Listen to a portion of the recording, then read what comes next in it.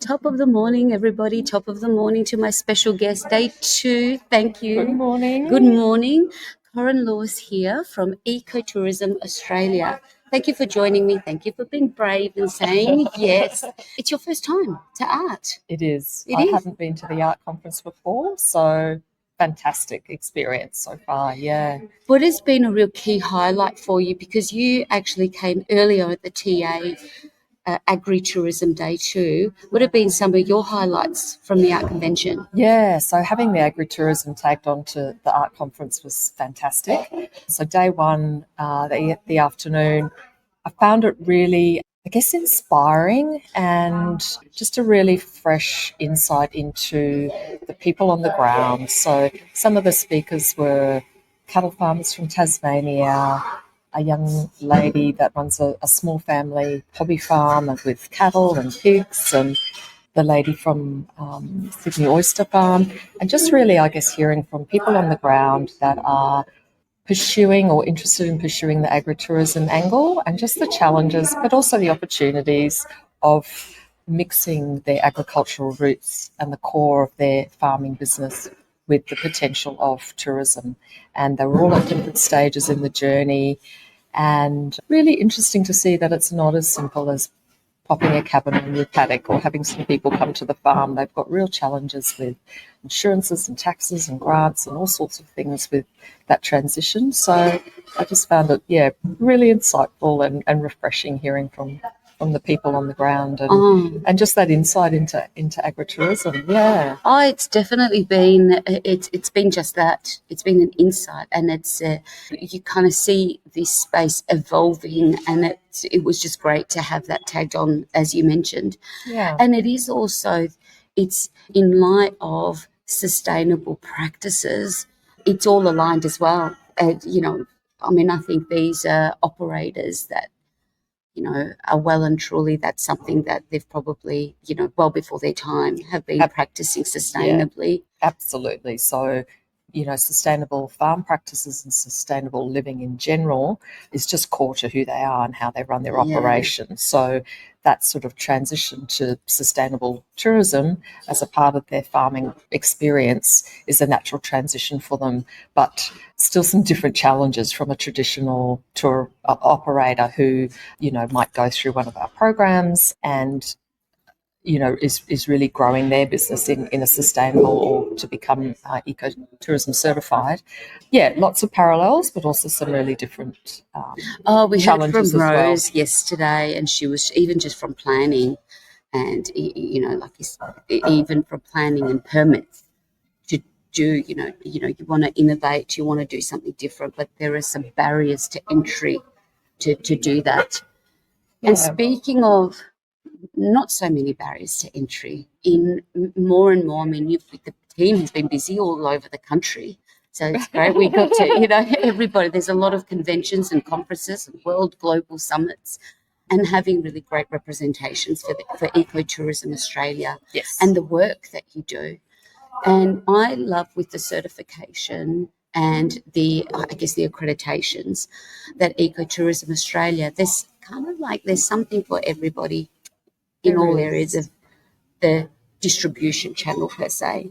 Now, a lot here are destination certified. I know there's a lot here that are thinking about going down that path. I know a lot of operators that are doing the strive for sustainability. What would you say as someone that's, also behind the scene reviewing your applications or submissions for certification? What are some things that anyone that is thinking that's a lot of work, like to go down that path, what would you say to that? Well, as you said, there's Ecotourism Australia has been around for a long time. The core of our certification is based on the global sustainable tourism criteria. So it is globally recognised, and we also were the first to take those global criteria and create a certification program. So traditionally we were eco-certification, so working with all of the fantastic, mostly small to sort of medium tourism operators that are immersed in nature, and that sustainability and that ecotourism is just core to who they are. So that's sort of been our traditional journey with the industry. scorecard for, or Strive for Sustainability, or the scorecard as we call it, was introduced to enable people to do exactly that, have a taste of the certification process. So they're still using the same portal application process as certification. But rather than a journey, it's a snapshot. So they'll jump onto the portal and answer the questions honestly as their business exists that day. So if they have a business plan, if they don't, if they've got an environmental plan, if they don't, if they're doing the sustainable practices or they aren't, answer the questions in that way and get some really great feedback from the team as to what they can do next and how they can improve. And they end up with a score, a percentage out of 100. So it gives them a really good idea. Where am I? Am I right at the beginning of my journey and I've got a lot to do? Or, oh, wow, I've got 75, 90%. I'm really ready for certification. So it's a really great stepping stone into the certification program. So in certification, then they can go down the eco certification path if they're a nature-based operator. And we've now got a sustainable tourism certification program, which has opened up urban-based operators to be able to complete. So, you know, all of the big hotel chains. We've got Accor and Marriott on board now. So it's great to see the big guys in tourism also doing everything they can to be sustainable. And then, as you mentioned, a great program working with destinations. So entire regions are now working with us. We've currently got 11 regions certified. So they go through a slightly different program. It's a long process. It's really a strong relationship between the destination and Ecotourism Australia, as it is with our operators. And we just really work closely together to help, whether it's an operator or whether it's a destination, just work their way through the process, put all of the practices in place until they're at a stage where they're compliant. And we believe that when the third-party auditor goes in, that they'll achieve certification. So we're very much nurturing, supporting, providing tools and guidance. Whether you're a small operator, a big hotel chain or a destination, our job is to support and coach you through to certification. And, you know, moving forward, that certification is just going to mean more and be more valuable as, you know, the world is really focused on being anti-greenwashing. You know, you can have that certificate with pride, knowing that you are running your business in line with global best practice. So, yeah, it's a brilliant process. And I get feedback all the time from operators just saying, even if they weren't perfect, what a great business development tool it was to go through the process and go, wow, we are doing all these great things, or, oh, wow, we hadn't thought of that, and how amazing if we can put those things into practice. So. I can agree with that. It's definitely in for my own business. I've registered. It's a goal, like I said, it's my 2024 goal. But I know anything like this makes you better.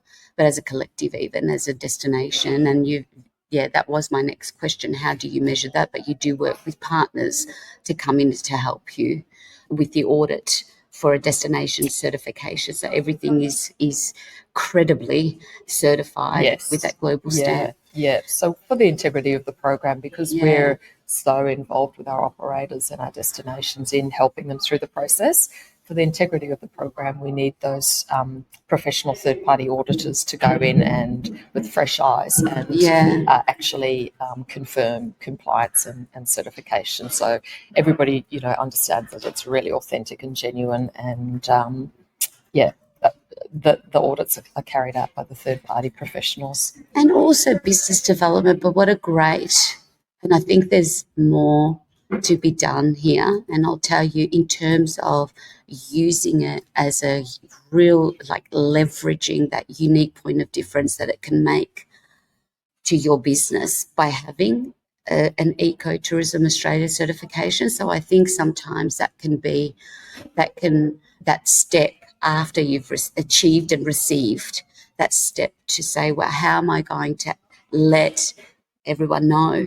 How will I have this, you know? And some are doing it really well. And I only say this because, I mean, I'm running a session on AI, and I did, you know, trying to build content on the context of eco, but it's interesting what the AI spat out at me. Oh, yeah. Now, some was even not, you know, it was not you have to check it. It wasn't true. But the ones that were eco and had the certification, I think, wow, there was so much more that could have been done.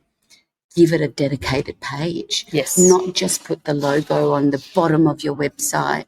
No, not even a Google crawler for SEO is really going to recognize that. So, it was just something that came to, I think, for all of these, for all the certification, that post-marketing opportunity. Yes. So I guess we've just spent, 2.5 going on for 3 days immersed in this amazing conference where we've heard so much about, the importance of working with community, the importance of working with culture, and the fact that the travelling public are looking for tourism operators that represent their own ethos. So the travellers are conscious about wanting to visit places and have authentic experiences and really meaningful experiences and make positive impacts and maybe leave that place better than it was. So it's not just a sticker, it's not just a certificate. It says to the travelling public, I am committed to my sustainability. We use sustainable and eco practices throughout everything. So our business is all in line. All our plans are in line. So we run a sustainable business. We're not going to go broke tomorrow.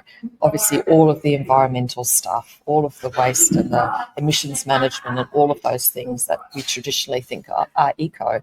But through the program, they also need to show that they're working with their local community, that they're engaged, that they're supportive, that they share, that they source their products locally, that they employ locally, and that they're also very much engaged in the traditional owners of the area where they draw their business and where they gain their income. So very much about not sharing stories that aren't theirs to share, but engaging with the Indigenous landowners and either bringing them into their product, introducing their customers to Indigenous product, or even just as simple as an acknowledgement of the country and putting their staff through cultural training programs. So the whole process is a really holistic view of sustainability. And exactly what you said, we encourage all of our operators to not hide that, to have a sustainability page that says we recycle, we manage our water, we manage our environment, we take care of our environment, we work with our community, we work with our cultural Indigenous landowners, and that presents such a beautiful picture to somebody who's looking for a sustainable travel organisation to visit, to experience and to travel with. So absolute key, so many operators out there doing so many amazing things, and we just say, we're only just finding out about it. You need to stand proud and tell the world about it and have that sustainability story as your point of difference. And hopefully less of a point of difference as the sustainability grows through the industry. But it's what people are looking for, and it's what's important to a lot of travellers these days. They want that really heartfelt, genuine experience, and they want to travel with operators that share that ethos. So, and what was really fascinating about the Eco Summit in Brisbane was this year. It was time in ago. June this year. A real eye-opener for me is just how much our big OTAs have come on board. I've never seen quite a representation from retail and, Expedia, Booking.com, Big Red Group, with big sustainable main menu items like fielding through who are our eco operators or eco experiences, which, we're all moving in the right direction. But I thought, wow, look at this big change happening here, which is excellent. So next year, we're going to find out soon. There's going to be an announcement. So if any of you that have been tuning in, and I know I've been on the other side a few years back and going, oh, I wish I was there. It sounds great. We've got some new announcements that are happening. And what would you say to anyone being your first time thinking about next year as it will come to light and be announced where we're going next year? Yeah, we're really excited to find out where the art conference is going to be held next year. It's just been really insightful to meet the people, hear from the people. Tourism Australia are here, and all the big state tourism bodies are here, which is fantastic. Australia is represented completely. But as I said before, the man on the ground is just key. So that's what I've really got from the Regional Tourism Conference. All levels of the tourism industry are here. All of Australia is here. And, you know, we have to work together. There's been a lot of talk about top down and bottom up, and just really working together. And I think also a key highlight, don't feel alone as a lone operator. Reach out to, you might think they're your competitors, but reach out and work together and share and work with your visitor centre and work with your local tourism, work with your council, and really build a community, because we've heard it so many times this week. If you're a lone operator and we're attracting, you know, massive international markets that are looking for authentic Australian experiences, then you're not going to miss out by working with your competitor, by working as a region. Yeah.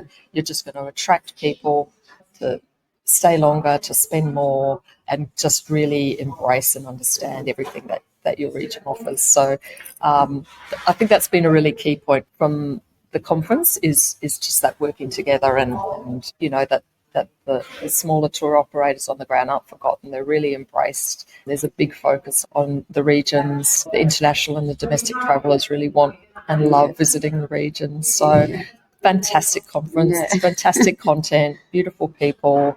It's been amazing. I'm so grateful that I've been here, and I can't wait to go next year, and we'll find out where it is next year. Yeah, no, really fantastic. I'm grateful you've taken the time to share your wealth of knowledge. All the best as you continue on the mission, and we'll see you next year, and which is soon to be announced. Yes. All right, thank you everyone for joining Top of the Morning, and we'll be back with some more humans of regional and Australian tourism. Bye for now. Thank you. Thanks, Bye. Corinne.